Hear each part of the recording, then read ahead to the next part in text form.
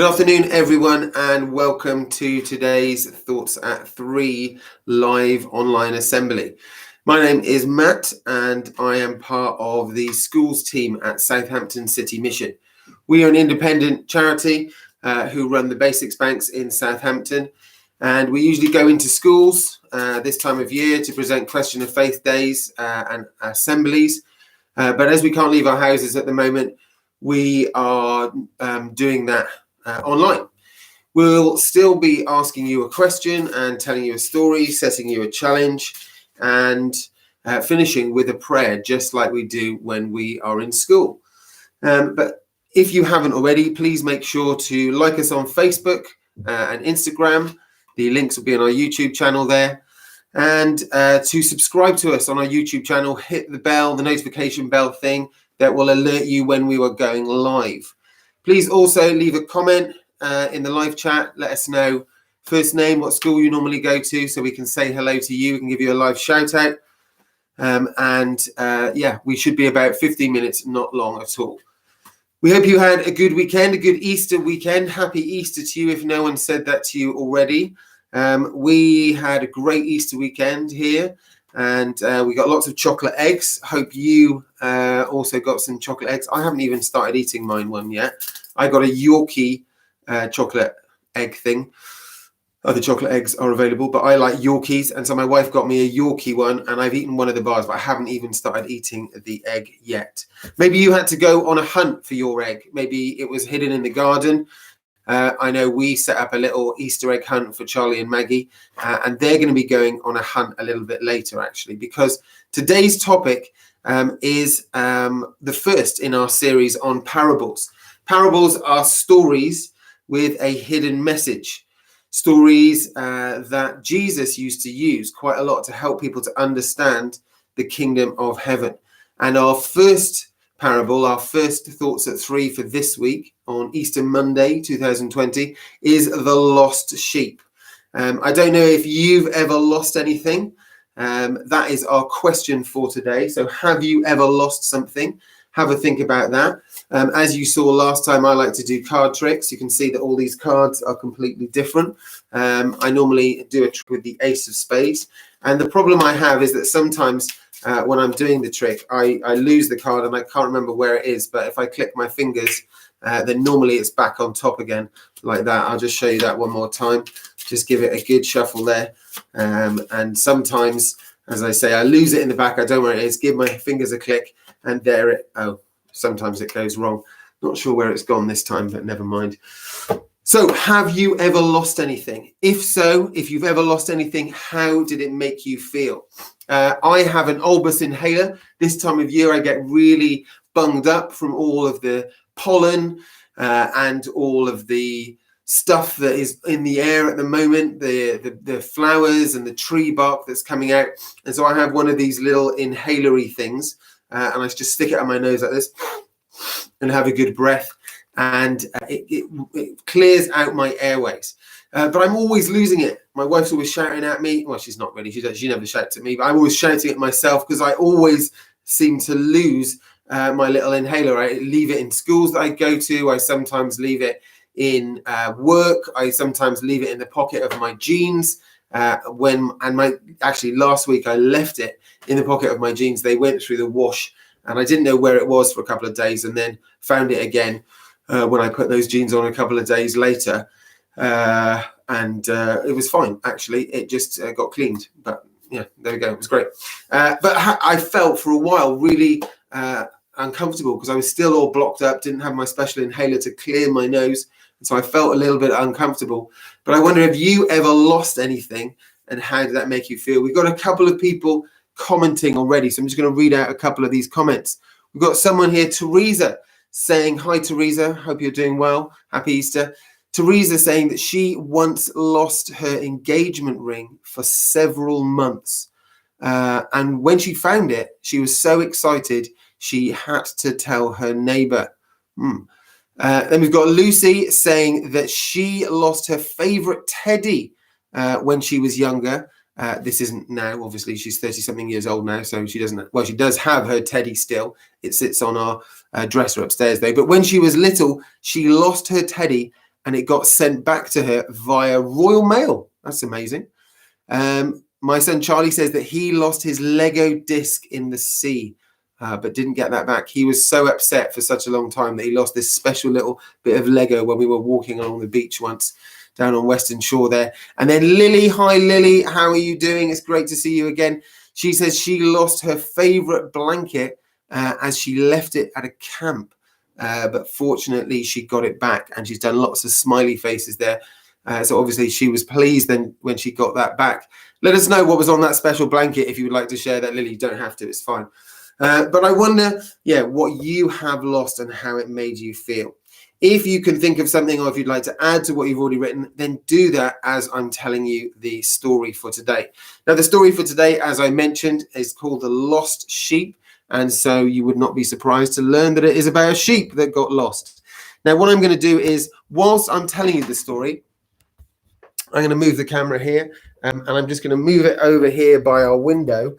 And what's going to happen is that Lucy is going to set up a little treasure hunt outside, or a little sheep hunt, I should say. So Maggie and Charlie, if you could just come over to the window here so we know where you are, please. Just wait for them to come over here. Just stand here. Great. There's Charlie. Give us a wave, Charlie. Yeah, and Maggie as well. Now, make sure you keep looking at me. In the background, Lucy's going to go and hide a sheep somewhere. There's the sheep. Yeah, there it is. Good. She's going to go and hide that sheep somewhere. Make sure you don't look. Just look this way, Charlie and Maggie. Lucy's going to hide that somewhere. Where is she going to put it? I'm not sure. She's going to hide it somewhere. And then whilst I tell you the story, Charlie and Maggie are going to go and try and find that lost sheep as the story is being told. So I think we're ready to go now. Lucy's coming back. So I'm going to count you down, and then you can go and find that sheep. Here we go. 3, 2, 1, and go. When Jesus talked, everybody came to listen. People who thought they were good, and people who weren't so good as well. Cheats and liars and robbers and thieves. The people who thought they were good didn't like this one little bit. Hey, Jesus, they shouted, you say you come from God. You call him your father. So why are you spending your time with these bad people? Jesus thought for a moment. Let me tell you a story, he said. Maggie and Charlie going into the playhouse there. Once upon a time, there was a shepherd who had 100 sheep. He knew each of them by sight.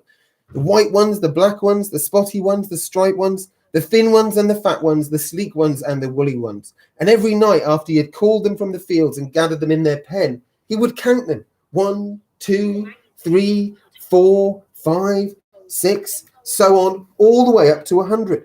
But one night he found himself a sheep short.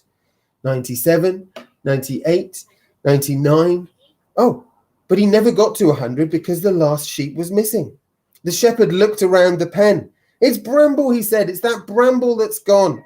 What do you think he did? Did he say to himself, I have 99 sheep left? Who cares if it's lost? Of course not. He cared for the missing sheep as much as for the rest. So he picked up his walking stick and off he went across the hills and fields looking for that lost sheep. Now, have you found the sheep, Maggie? Yay, well done. Good girl. Maybe, Lucy, can you go and hide it again while we tell the next bit of the story? So face this way, Charlie and Maggie. Make sure you're not cheating. Look this way. Lucy's going to hide. Mummy's going to hide the sheep one more time. And then you can go and find it in a minute when I say to go. Okay, she's going to come back now. And almost ready. Here she comes. Right, off you go. Go and find the sheep again. So the shepherd went across the hills, across the fields, looking for that lost sheep. He looked under bushes. He looked behind rocks. He looked down in deep ravines. And finally, when he had almost given up hope, he found the lost sheep tangled in a bush of thorns. The shepherd shouted, hooray! And then he slung the sheep on his shoulders and carried it safely home. Come to my house, he called to his neighbors.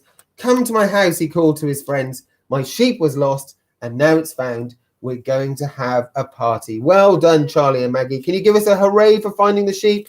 Hooray. Well done. Fantastic.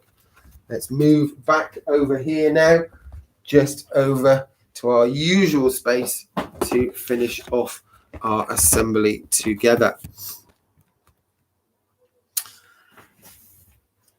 Jesus said, why do I talk to bad people, people who've done bad things? Because God is like that shepherd, and we are all his sheep. Some stay in the pen, But some, like these robbers and thieves, wander away and get lost. So someone has to go and look for them. Someone has to go and talk to them. And when they come back, God throws a huge party. A story like that from my life, when I was little, traveled quite a lot. My mum and dad worked overseas, and I used to fly on my own from when I was about 11 years old. And I used to love it, really enjoy the independence. And one of my favorite places in the world where the plane stopped was Changi Airport in Singapore. And they would have a special room for young travelers where we would be looked after. But when I got to a certain age, when I was 13, actually we could go and explore the airport for ourselves. And I used to like to go off, spend my pocket money, look in the different shops. I was given a lot of freedom, actually, which probably wouldn't happen in the same way today. But once when I was out in Changi Airport, just exploring and looking around, I got completely lost, and I didn't know where I was, didn't know where the special room that I was supposed to be was, didn't know where my gate for the next flight was. I was really, really lost, and I felt horrible inside. My stomach was churning. I felt sick. I didn't know where I was supposed to go, what I was supposed to do. Fortunately, one of the staff that looked after us was out looking for us. They found me and brought me back to the room I was supposed to be in. And I felt a huge sense of relief knowing that someone was out there looking for me, knowing that I was lost, not able to find my way back. They found me and brought me back. And if they hadn't, who knows? I might never have caught the next plane. I might be still stuck in Changi Airport, wandering around looking for the room that I was supposed to be in. And for Christians, we believe that God is like that shepherd who loves everyone so much that he comes looking for us, that he sent Jesus to show us how much he loves us by coming to die and live again for us, which is what we've just celebrated over the Easter weekend, in fact.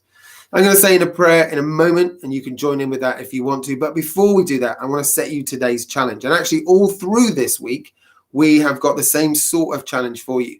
We would like you to create your own version of the stories that we're telling you. So you could make a version of the story out of Lego and do some stop animation. You could make a drawing. You could make a collage, whatever it might be. But actually, over the week, we're going to give you some resources to use. We're going to tell you how we would like you to create your version of the story, and then send it to us. Send us a picture at schools@southamptoncitymission.co.uk. We can then show it on our next online assembly, and we can also add it to our Instagram as well. If you would like a starter for this one, we use this picture in schools when we go in and we do mosaics in schools. And so if you would like to, you can access this picture. You just send us an email at the same address, and we can ping that to you, or get your parent, your adult, whoever looks after you, to email us, and we can send you this picture as an A4 sheet, which you can then color in, or mosaic, or collage, or whatever it is. To finish our time together today, I'm just going to say a prayer. And if you'd like to join in at the end, you can say Amen, which just means I agree. Dear God, thank you that you are like that good shepherd in the story who cared about every single one of his sheep and went searching for the one which had wandered away and was lost. Help us to know that you are not just waiting for us to come to you, but you are actively searching for us, even when we are lost or far away. Please give us opportunities to reach out to those around us who might feel lost at this time, and to show the same love which Jesus did to those around him through the words that we say and the actions that we take. If you would like to agree, you can say Amen. It's been really good to be with you this afternoon and to tell you the first of our parables, our series on parables this week. Ellie will be live streaming tomorrow, again, 3:00 in the afternoon. Tuesday, the 14th of April, would normally still be part of the school holidays here in the UK. And she is going to be telling us the parable of the sower.